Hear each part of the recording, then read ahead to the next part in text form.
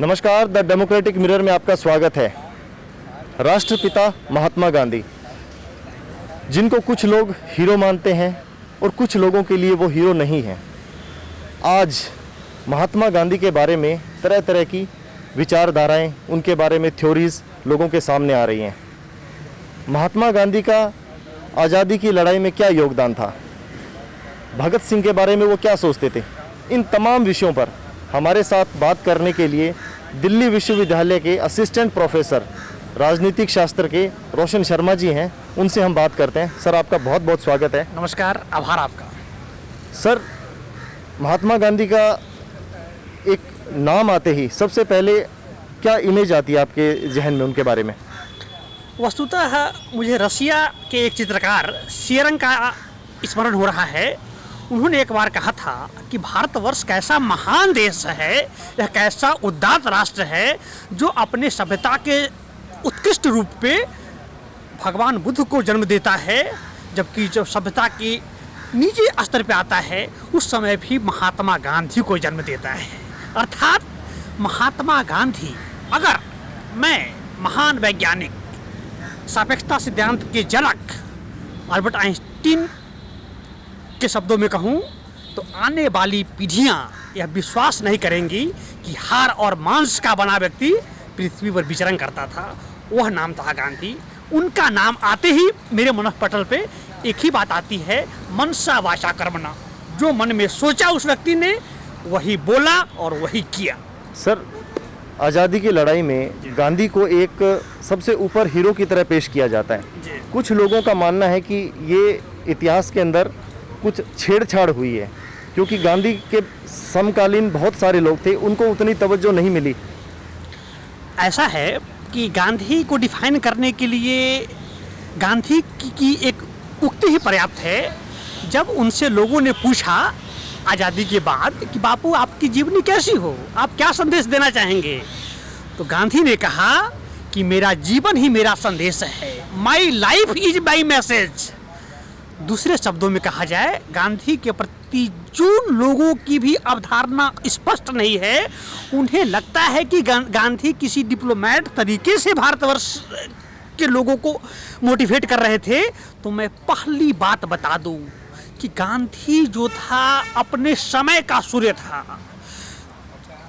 2 अक्टूबर 1869 की जगह 2 अक्टूबर 1969 को अगर गांधी का जन्म हुआ होता तो संभव है कि गांधी के विचार, गांधी के दर्शन, गांधी की मर्यादा कुछ और होती। क्यों? क्योंकि उन्होंने खुद कहा था, Whenever the fact got changes, I used to get my views changed। जब तथ्य बदलते हैं तो मेरी धारणा बदल जाती है। इसीलिए गांधी के ऊपर यह आरोप लगा कि उन्होंने प्रायोजित तरीके से किया। मैं आपको एक संदर्भ दूंगा। गांधी 9 जनवरी 1915 को भारतवर्ष आते हैं, अंतिम रूप से यहाँ सेटल कर रहे हैं, और मिलते हैं गोपाल कृष्ण गोखले से, जो उनके राजनीतिक गुरु हुए। और गोखले ने उन्होंने कहा, बापू गांधी, आप 1 वर्ष तक कुछ मत बोलिए। कुछ मत बोलने का मतलब देश का जो राजनीतिक व्यवस्था जो है उस पर अपने विचार आप नहीं दीजिए, आप देश को समझिए। उसी समय गांधी ने कहा था 1 वर्ष के बाद, भारत की आत्मा गांव में बसती है। और गांधी ने अपना मुख कब खोला? 22 फरवरी 1916 को। इस घटना के 1 साल 1 महीने बाद, जब महामना मदन मोहन मालवीय ने उन्हें आज का BHU काशी हिंदू विश्वविद्यालय का लोकार्पण करने के लिए बुलाया था। जी जी सर, आज़ादी की लड़ाई में गरम दल, नरम दल, कई दल थे। तो आपको नहीं लगता कि जो गांधी जी का जो सिद्धांत था अहिंसा का, उसको कुछ ज़्यादा तवज्जो मिली, या फिर आज़ादी की लड़ाई में वाकई में उनका अधिक रोल था? मैं आ रहा हूँ, आपकी बातों को मैं अगर स्पष्ट करूँ तो 28 दिसंबर 1885 को बम्बई में 72 लोगों ने मिलकर भारतीय राष्ट्रीय यूनियन, इंडियन नेशनल यूनियन का स्थापना किया था, जो कि 1 साल के बाद 1886 में भारतीय राष्ट्रीय कांग्रेस हो गया।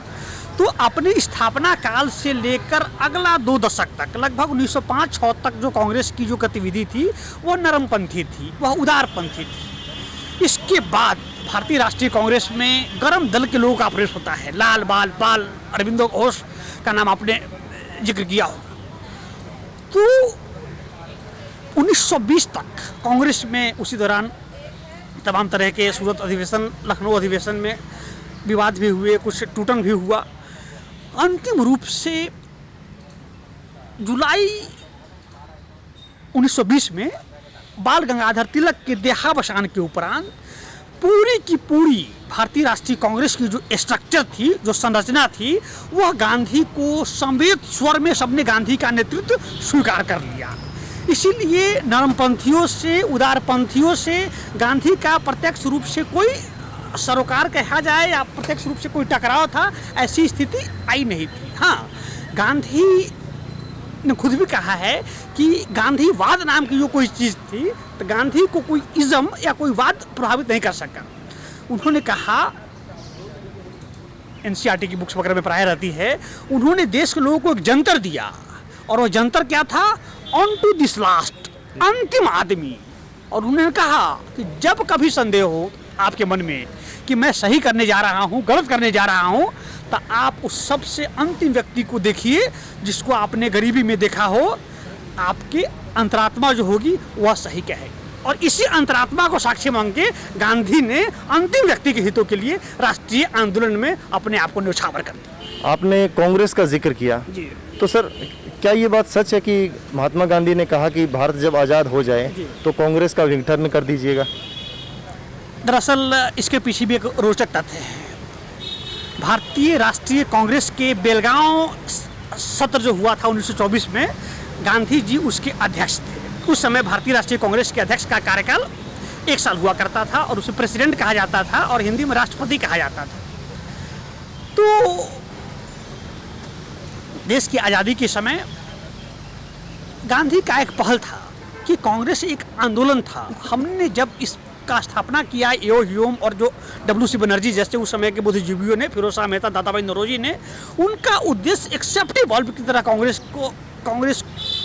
के माध्यम से राष्ट्र की आज़ादी में अपनी भूमिका तय करना था। इस भारतीय राष्ट्रीय कांग्रेस ने 61 वर्ष 7 महीने 17 दिन के संघर्ष के बाद, वो संघर्ष जैसा भी हो, उसे हिंसक तो नहीं कहा जाएगा, वह कलम से ही था। फिराक गोरखपुरी की एक पंक्ति भी है, सॉरी अकबर इलाहाबादी साहब की, न तीर निकालो न तलवार निकाल लो, मुकाबले तोप हो तो अखबार निकालो। तो भारतीय कांग्रेस ने अपने अखबार और कलम के बुनियाद पे 61 साल 7 महीना 17 दिन में आज़ादी दिलाई।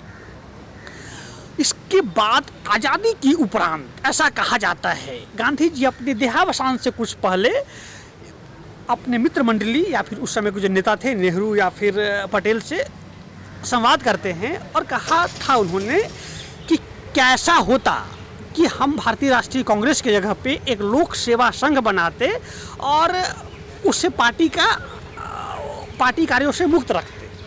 तो इन लोगों ने कहा, गांधी आपका जो रचनात्मक कार्यक्रम था, आपने अपने जीवन में जो रचनात्मक कार्यक्रम निभाया था, भारतीय राष्ट्रीय कांग्रेस उन रचनात्मक कार्यक्रमों को जारी रखेगी। इसीलिए नाम बदलने से जनता में, उस समय देश की आबादी 36 करोड़ लोग थी, 36 करोड़ लोगों में एक भ्रम पैदा हो सकता है। इसीलिए हमें नाम की राजनीति की जगह पे हम नए आज़ाद हुए हैं, हमें अपने काम की आवश्यकता है। और गांधी को साक्षी मानते हुए तमाम उस समय के स्टेट्समैन ने कहा था कि नाम यही रहने दिया जाए, आपके सपनों का भारत, ग्राम स्वराज, अंतिम आदमी, सहकारिता, उनका ध्यान रखा जाएगा। कि भगत सिंह को मरने से या फांसी की सज़ा से गांधी जी बचा सकते थे, इसमें कितनी सच्चाई है? यह सबसे अच्छा प्रश्न है आज के इंटरव्यू का, क्योंकि भगत सिंह युवाओं के मैस्कॉट थे, युवाओं के प्रतीक पुरुष थे और अमेरिका का राष्ट्रपति रहा। थॉमस जेफरसन कहता है, every generation is a new nation, every generation has its own leaders. प्रत्येक पीढ़ी एक नया राष्ट्र होता है, प्रत्येक पीढ़ी के अपने राष्ट्र नायक होते हैं।